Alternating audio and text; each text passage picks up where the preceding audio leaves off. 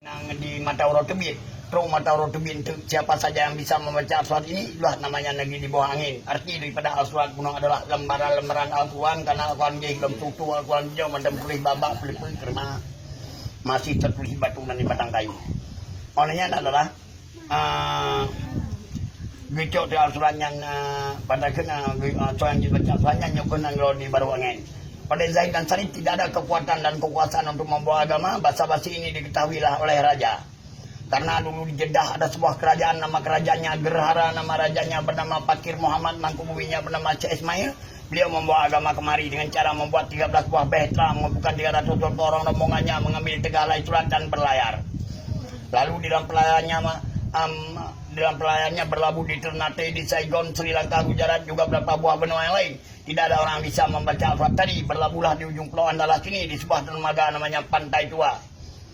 Lalu maka dikatakan dalam sejarah masuknya agama Islam pertama melalui di Perlak. Benar sekali, karena kerajaan di Perlak itu namanya Pantai Tua. Bukan nama Perlak, bukan nama kerajaan, itu nama batang kayu, itu material behtera. Kita dapat melihat di Perlak ada belang behteranya, itulah bukti kuat. Kalau kerajaannya namanya Pantai Tua. Lalu beliau mendarat di situ dan menjumpai sama rajanya dengan kata singkat. Berkenalan mengatakan halnya bahwa pembawaan pada Rasul. Lalu beliau tersebut ini adalah membuka Al-Quran tadi untuk disuruh membacanya. Jelas beliau tidak bisa membaca karena dialah raja Hindu. Meninggalkan Perlak, berlayar lagi sampai ke Baru. Namanya Danau Toba. Karena dulu di Medan ada sebuah kerajaan namanya Deli Tua, kerajaan Tua tunduk pada kerajaan Pasai hingga Deli Tua dibuat berbau istana Pasai. Diangkat seorang rakyat yang jelaya jadi raja bernama Allah Sultan Maimun. Lalu oleh Sultan Maimun minta bantuan kepada Malik Saleh. Karena rakyatnya di sana sangat batat sekali, batatnya tidak memberikan kerajaan dan juga agamanya, mereka itu selalu ingin duduk menyuruh di gunung sana, ingin menyendiri. Lalu minta bantuan kepada Malik Saleh karena mereka tidak suka tinggal di istana, banyak kali peraturan agama, peraturan istana. Lalu dikirim ke sana lah bernama pengawal beliau ini bernama Tuhar. Tuhar tersebut selalu dijuluki dengan nama Singa Raja dan juga Harimau Raja karena beliau pengawal rajaan sangat bengis. Dikirimlah ke sana tadi Tuhar yang nama aslinya ke sana yang dijuluki dengan Harimau Raja. Sampai ke sana bisa mengumpulkan suku Batak, maka dikatakan Batak dan Singa Raja menjadi pahlawannya dijuluki dengan si Singa Manga Raja. Kalau orang Padang dasar kata daripada menang kerbau, Minangkabau, maka rumah adatnya dibuat penuh kerbau, berbulu hijau bagaimana bulu-bulu kerbau begitu. Lalu di sana juga tidak bisa membacanya dan meninggalkan sana berlayar lagi hingga berlabuh di Barus, berlabuhlah di yang bernama tadi di Muara Pasai. Kita tinggalkan dulu pembawa agamanya, kita kembali dulu kepada kakek Malik Saleh. Kakek Malik Saleh namanya Malik Ahmad dan Malik Muhammad tadi untuk mencari rempah-rempah berdasarkan pada Yaman Selatan. Lalu beliau tersebut masuk kemari batu pulau ini namanya Pulau Perca, lalu berubah nama menjadi Pulau Ruja hingga berdiri lagi dan berdiri beberapa buah kerajaan, berubah nama lagi menjadi Pulau Andalas berdasarkan daripada Andalusia. Lalu beliau tersebut tentu saja sudah beranak pinak di sini. Dan Malik Ahmad tadi mempunyai seorang putra diberi nama Muhammad Merah Gajah. Malik Muhammad tadi mempunyai seorang putri diberi nama Putri Betum. Di antara Muhammad Merah Gajah bersama dengan Putri Betum dikawinkan lahir 2 orang putra. Pertama bernama adalah Merah Siwu Al-Malik Saleh, kedua bernama Merah Sum. Dua-duanya adalah putra dan juga satu ayah satu ibu. Merah Siwu sesudah dewasa, beliau tersebut masih memegang sebuah perguruan kecil belum isi di Majrun, sekarang menjadi nama sebuah desa Manjrun. Di situ perguruannya namanya Pulau Mangat, maka dikatakan Kecamatan Belang Mangat, beliau ketuanya. Adik beliau telah menjadi raja, menemukan sebuah kerajaan namanya Kerajaan Campa. Kerajaan Campa berpindah dari Thailand dan Kamboja. Tinggal di sini adalah namanya Raja Jempa. Lalu Raja Jempa tersebut memperluaskan kerajaannya, membuat sebuah negeri baru, namanya negeri antara laut dan gunung. Lalu menunggangi gajah putih. Lalu keluar sebuah kata namanya Birueng, maka ikon Bireun. Negeri antara dulu namanya Jamal Malik Saleh, Jamal Malim Dewa dijuluki negeri kayaan, sekarang namanya Takengon, adik beliau ketuanya. Lalu yang sudah berlabuh di Muara Pasai mendarat menanyakan kepada orang negeri, apakah di sini ada kerajaan? Jawabannya tidak ada, yang ada sebuah perkumpulan berdomisili di Majun di Ketua yang belas tilu. Beliau tersebut berpilihan ke sana, kira-kira ada 12 kilo dari sini. Lalu sampai ke sana berjumpa sama beliau, berkenalan, mengatakan bahwa beliau pembawa dicari pada Rasul. Dibuka Al-Quran tadi di depan Merah Silu dipersilakan untuk membacanya. Jelas beliau yang bisa membaca, malah menafsirkannya. Dikatakanlah rupanya inilah Malik yang saleh. Malik itu artinya raja, saleh artinya taat dan takwa, hingga beliau berubah nama menjadi Malikus Saleh. Baru beliau mengislamkan Pasai, mengusang kerajaan Pantai Tua di Perlak, kalah kerajaan Pulau Baru. dan juga diangkat seorang rakyat yang layak jadi raja di Perak bernama Alaidin yang kita duduki dengan Alaidin Syah. Alaidin Syah mempunyai 2 orang putri, salah satunya bernama Ganggang Sari. Ganggang Sari tersebut sudah disilamkan terbalik nama menjadi Putra Merah. Putra Merah dipersembahkan oleh Siti Abdullah menjadi istri daripada Malikus Saleh. Dalam perkawinan ini lahir 2 orang putra. Yang pertama bernama Malikus Dahir Al-Muhammad, yang kedua bernama Ahmad dijuluki dengan Malikul Mansur, juga punya anak 2. Lalu beliau tersebut telah mempunyai 2 orang anak dan oleh Pakir Muhammad layak jadi raja besar. Dan Pakir Muhammad berpulang ke Jeddah mengirim ke mana sebuah istana kayu yang sangat tinggi dengan menaranya. Jadi istana begini mana ada Titus. Titus kita ini khasnya kayu karena kita agama Islam bukan Hindu, kalau Hindu baru batu. Nah, lalu dikirim kemari sebuah istana kayu yang sangat tinggi dengan menaranya. Berpindah kerajaan dari 5 di sana berpindah kemari. Karena dulu mobilisasinya daripada laut dan juga daripada sungai, maka pindah kemari. Dibuatlah istana di pinggir sungai berdekatan sama laut, dan waktu dibersihkannya rupanya ada sarang semutnya. Nampung kamu, karena suku Aceh ini dasarnya suku Melayu Jawa, dijuluki dengan bahasa Melayu dia ada sarang semutnya. Jadikan istana di situ diberi nama lah semut betina, semut dara, semut remaja, namanya semut dara bukan samudra. Kalau samudra adalah lautan luas. Lalu beliau tersebut duduk dalam istana Semut Dara, gabung bersama dengan nama Wilayah Pasai menjadi nama kerajaan Semut Dara Pasai, dan berubah nama pantai tua di Perlak waktu itu berubah nama menjadi Pantai Samudra. Di sini Samudra Pasai. Kalau Perlak bukan nama kerajaan, nama batang kayu. Nah, lalu beliau tersebut dalam istana Semut Dara menerima seorang tamu yang sangat agung namanya orang kafir. Dong di pas sejarah itu. Karena Allah Maha Pencipta, Allah mengatakan bahwa dunia ini hampar, maka seorang anak manusia berdasarkan daripada Pinisia namanya Marco Polo mencari di mana ujung dunia. Hingga 17 tahun dari ujung dunia jatuh dengan lagi kepada dasarnya. Marco Polo mengatakan bahwa rupanya dunia ini bulan bagaikan bola. Nah, inilah jurang pemisah antara ilmu akal dan ilmu agama. Bagikan laki perempuan hari malam putih hitam dalam sekali jurang pemisahnya. Dan Marco Polo waktu datang kembali membawa sebuah batang kayu yang namanya adalah bak pala, boh pala. Nyata Marco Polo bak jibam melalui pada Icok daripada Ternate ditampukan daerah Abia. Nah, lalu oleh Marco Polo masuk kemari, sampai kemari menjadi tamu agung daripada Malikus Saleh, dan Marco Polo sangat berkenan sama Malikus Saleh, dan Malikus Saleh juga sama berkenan sama Marco Polo. Lalu waktu Marco Polo mau berangkat ke jalan meneruskan perjalanannya, waktu ribu laut sudah habis, Marco Polo lapor kepada Raja Jayat apa laporannya, hingga tertulis di tulisannya. Nah, beliau sangat menghargai kepada tamunya, artinya walaupun orang kafir. Dia begini, Marco Polo melapor kepada rajanya, kepada Malikus Saleh, "Ya Sultan, kami ingin meneruskan perjalanan kami dan kami sangat membutuhkan arah." Ini punya orang kafir mana dia para ahli dalam perjalanan ke.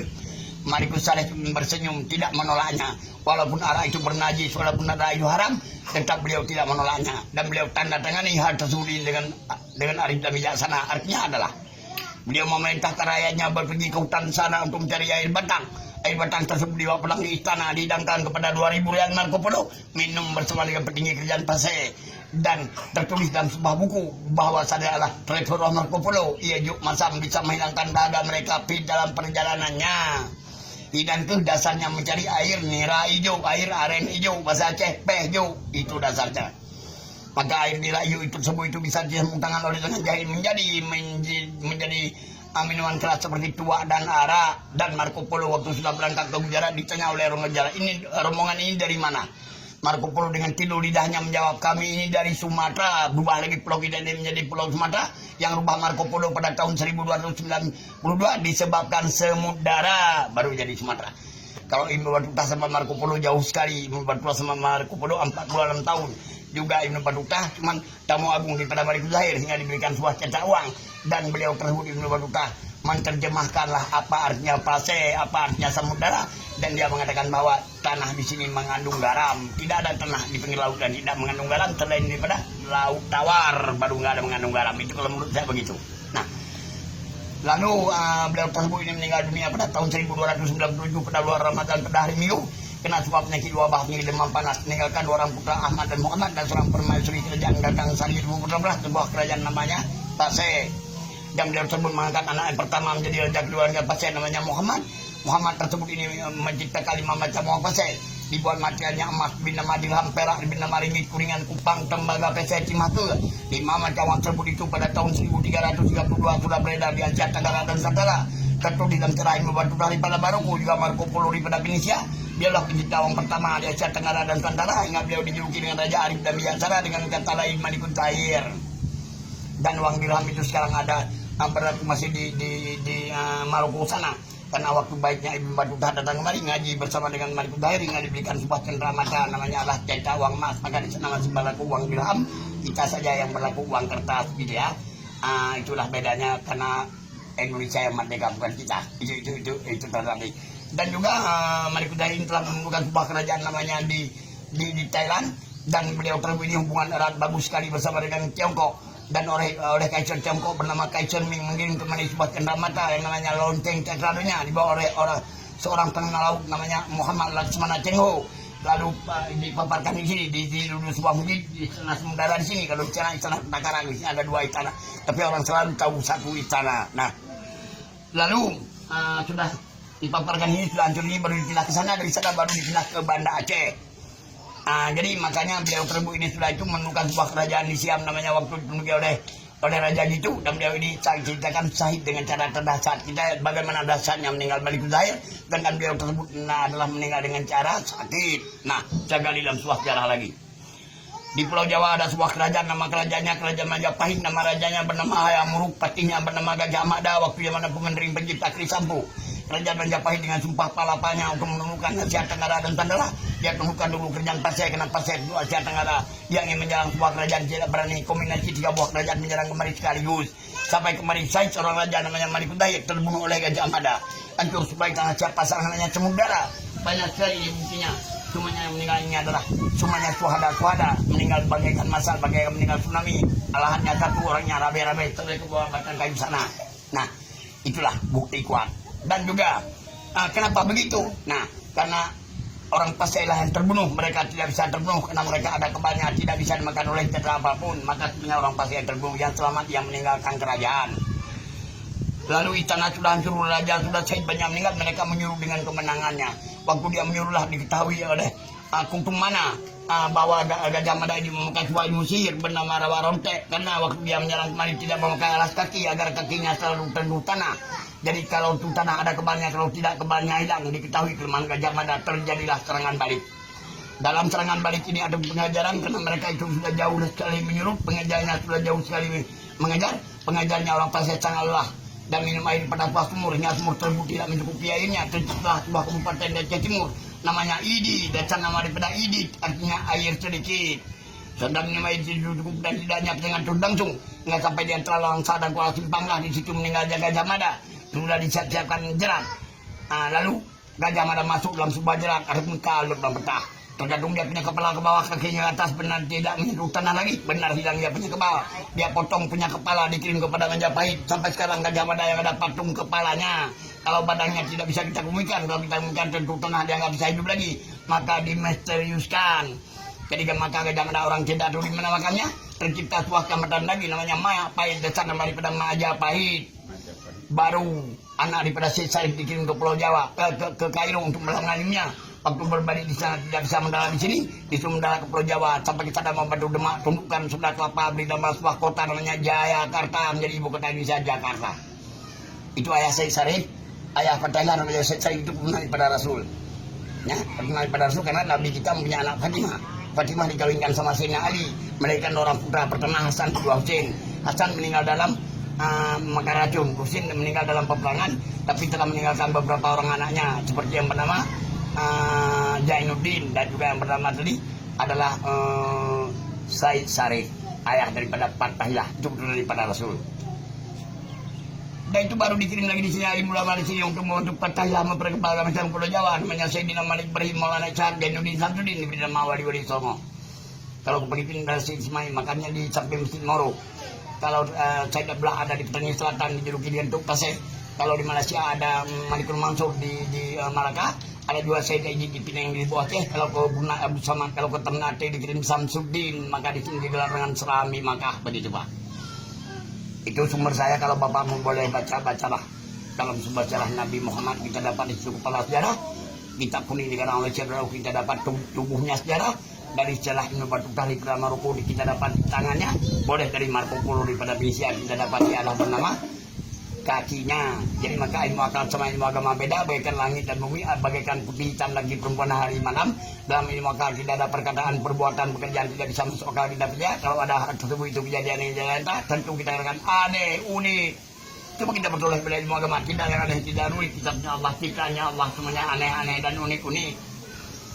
Tanya orang banyak akalnya, cepat tua telur sama induknya kalau dia tahu. Itu yang suatu hal mana ngomong anak berat telur. Tapi melarang ilmu agama, boh labu laraya boh bud badan so, pulang baru laraya boh bud boh kita baca mutakin mujabat dan juga. Kita tanya mulu, oke terjawab. Itulah yang dapat kita baju kedua boh raja menyeluruh pegang mandung drona mungkin han di bawah ini, yang mungkin kita perlu berhari atau berminggu begitu. Yang sumber mudah-mudahan anda jangan nongol libat jarahnya